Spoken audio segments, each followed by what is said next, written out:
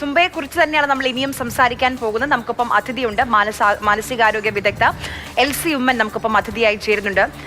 Shrimati LC Oommen, ഇപ്പം പലതരത്തിലുള്ള ചർച്ചകളൊക്കെ സുംബ ഡാൻസുമായി ബന്ധപ്പെട്ട് സമൂഹ മാധ്യമങ്ങളിലൊക്കെ നടക്കുന്നുണ്ട്. സുംബയാണോ ഈ വിമർശിക്കുന്നവർ കണ്ടത്, സാംബ ഡാൻസ് ആണോ, ഇനി അതല്ല ബെല്ലി ഡാൻസ് ആണോ കണ്ടത്, ഇത്രയും മോശമായ പദപ്രയോഗങ്ങളൊക്കെ ഉപയോഗിച്ച് വിമർശിക്കേണ്ടതുണ്ടോ, പലതരത്തിലുള്ള ചർച്ചകൾ നടക്കുന്നുണ്ട്. എന്തിനാണ് സുംബ ഡാൻസ് എന്നുള്ള ചോദിക്കുന്നവരുമുണ്ട്. അപ്പം താങ്കളുടെ ഒരു അഭിപ്രായത്തിൽ ഇപ്പം നമ്മുടെ സ്കൂളുകളിൽ പഠിക്കുന്ന കുട്ടികൾക്ക് സുംബ ഡാൻസിന്റെ അനിവാര്യത എന്താണെന്ന്, ഇപ്പം കുട്ടികളോട് സംവദിക്കുന്ന ഒരാളെന്ന നിലയിൽ, അവരുടെ ഈ മാനസികാരോഗ്യത്തെക്കുറിച്ചൊക്കെ സംസാരിക്കുന്ന പഠിക്കുന്ന ഒരാളെന്ന നിലയിൽ താങ്കൾക്ക് എന്താണ് തോന്നുന്നത്? നോക്കൂ, സുംബ ഡാൻസ് എന്ന് പറയുന്നത് അതൊരു എയറോബിക് എക്സസൈസിന്റെ വിഭാഗത്തിൽ നമുക്ക് ഉൾപ്പെടുത്താവുന്നതാണ്.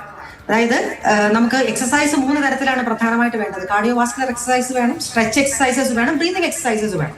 അപ്പൊ ഇത് 3ഉം ചേർന്ന ഒരു പാക്കേജ് ആണ് ശരിക്കും പറഞ്ഞാൽ നമുക്ക് ആരോഗ്യത്തിന്, അത് മാനസികാരോഗ്യമാണെങ്കിലും ശാരീരിക ആരോഗ്യത്തിനാണെന്നുണ്ടെങ്കിലും നല്ലത്. അപ്പൊ സുംബ ഡാൻസിന്റെ ഒരു അഡ്വാൻറ്റേജ് എന്താണെന്ന് പറഞ്ഞാൽ അതൊരു കാർഡിയോവാസ്കുലർ എക്സസൈസ് ആണ്.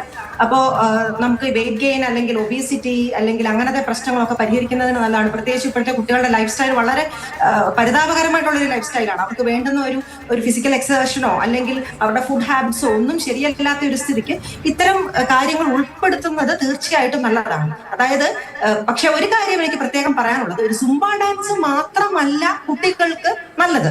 ഇപ്പം ഉദാഹരണത്തിന് സ്വിമ്മിങ്ങിന് എന്താണ് കുഴപ്പം? അല്ലെങ്കിൽ മറ്റ് ശാസ്ത്രീയമായിട്ടുള്ള ഡാൻസ് ഉണ്ടല്ലോ, ഇപ്പോ ഭരതനാട്യമാണെങ്കിലും മോഹിനിയാട്ടമാണെങ്കിലും ഫോക്ക് ഡാൻസ് ആണെങ്കിലും, ഇതെല്ലാം തന്നെ ഏതൊരു ഡാൻസ് ഐറ്റം ആണെന്നുണ്ടെങ്കിലും, നീന്തലാണെന്നുണ്ടെങ്കിലും, ജോഗിങ് ആണെന്നുണ്ടെങ്കിലും, സ്കിപ്പിംഗ് ആണെന്നുണ്ടെങ്കിലും, ഇതെല്ലാം തന്നെ കുട്ടികളുടെ ആരോഗ്യത്തിന് നല്ലത് തന്നെയാണ്. അപ്പൊ ഒരു സുംബ മാത്രമാണ് നല്ലത് എന്ന് പറഞ്ഞ് നമ്മൾ സുംബയെ പ്രൊമോട്ട് ചെയ്യുന്നത് എനിക്ക് തോന്നുന്നു ഡോക്ടർ എൽസി ഉമ്മൻ, അതിന്റെ ഒരു പ്രായോഗിക വശം കൂടിയുണ്ട്. കാരണം ഇപ്പൊ ഭരതനാട്യമാണെങ്കിൽ അതിന്റെ കോസ്റ്റ്യൂം, അത് പഠിപ്പിക്കുന്ന അധ്യാപകർ, അതിന് പ്രത്യേക പരിശീലനം നേടിയ അധ്യാപകർ വേണം, അതിന്റെ കോസ്റ്റ്യൂം ഉണ്ട്. അപ്പൊ അതിന്റെ ഒരു പ്രായോഗിക ബുദ്ധിമുട്ടുണ്ട്. ഇപ്പൊ നീന്തലാണെങ്കിൽ സ്കൂളുകളിലൊക്കെ, എല്ലാ സ്കൂളുകളിലും സ്വിമ്മിംഗ് പൂള് ഒരു പ്രായോഗികമായ കാര്യമല്ല. അപ്പൊ അതൊക്കെ വെച്ച് നോക്കുമ്പോൾ ഒരു പക്ഷേ സുംബയായിരിക്കും കുറച്ചുകൂടി ഒരു പ്രാക്ടിക്കൽ എന്ന് തോന്നുന്നു.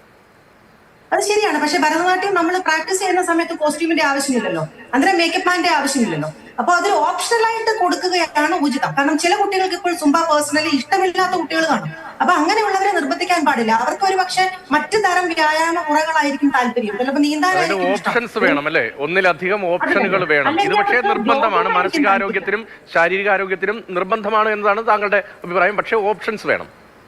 അത് തന്നെ. കാരണം എന്താ വെച്ചാൽ നമ്മൾ ഒരു കാര്യം അവരെ നിർബന്ധിച്ച് ചെയ്തിട്ട് കാര്യമില്ല. കാരണം പ്രത്യേകിച്ചും ചില റിലീജിയൻ അംഗീകരിക്കാത്ത സാഹചര്യം വരുമ്പോൾ ഈ കുട്ടികൾക്ക് തന്നെ പിന്നെ ഒരു കുറ്റബോധം ഉണ്ടാകാനുള്ള ഒരു സാധ്യതയില്ലേ?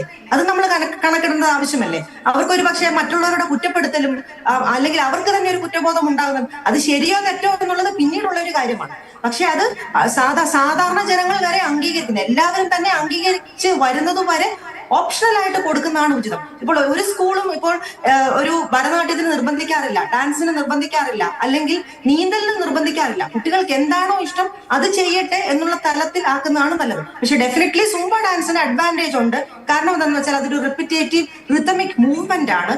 അത് തലച്ചോറിനെ സ്റ്റിമുലേറ്റ് ചെയ്യുന്നതാണ്. കാരണം പ്രത്യേകിച്ചും ന്യൂറോപ്ലാസ്റ്റിസിറ്റി എന്നൊരു സംഗതിയുണ്ട്. അതായത് നമ്മുടെ തലച്ചോറിന്റെ ന്യൂറൽ കണക്ടിവിറ്റീസിനെ ഒക്കെ ബലപ്പെടുത്തുന്നതാണ്, അതിനെ റീഓർഗനൈസ് ചെയ്യാൻ സഹായിക്കുന്നതാണ്, അത് ഫോം ചെയ്യുന്നതിന് സഹായിക്കുന്നതാണ്, അത് ഓർമ്മശക്തിയെ കൂട്ടും, കൂർമ്മബുദ്ധിയെ കൂട്ടും, അതുപോലെ തന്നെ എക്സിക്യൂട്ടീവ് ഫംഗ്ഷനിങ്ങിന് നല്ലതാണ്.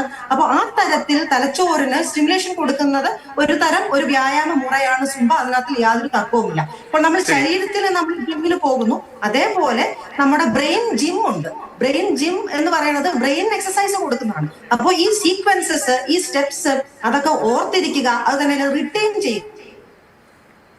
ശരി, വളരെയധികം നന്ദി ഡോക്ടർ എൽസി ഉമ്മൻ നമുക്കൊപ്പം ചേർന്നതിന്. അവർ പറഞ്ഞൊരു പ്രധാനപ്പെട്ട കാര്യമുണ്ട്, സുംബ നല്ലതാണ്, അതിലൊരു സംശയവുമില്ല. സുംബ നല്ല കാര്യമാണ്. അതൊരു തീരുമാനത്തിലേക്ക് എത്തിയതിന് സർക്കാരിനെ അവർ അപ്രീഷിയേറ്റ് ചെയ്യുന്നുണ്ട്. പക്ഷെ അതോടൊപ്പം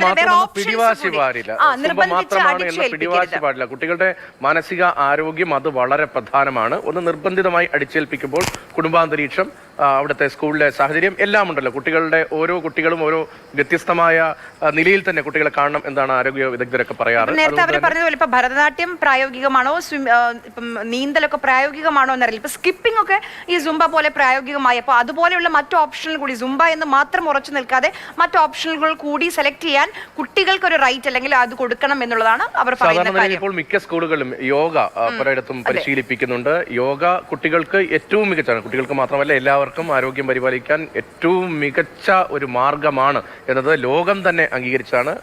ലോക യോഗാ ദിനം തന്നെ നമ്മൾ ആചരിക്കുന്നുണ്ട്. അതിന്റെ ഭാഗമായി വലിയ പ്രചാരണമൊക്കെ നടക്കുന്നുണ്ട്, സ്കൂളുകളിലുമുണ്ട്. എന്നാലും സൂംബ മാത്രമല്ല, സമാനമായി മറ്റു പലതുമുണ്ട്. അവ കൂടി കുട്ടികളുടെ ഇഷ്ടത്തിനനുസരിച്ച് ഉൾപ്പെടുത്തണം എന്നതാണ് ഈ വിദഗ്ധ അഭിപ്രായം. അത് വളരെ ഗൗരവമുള്ളത്.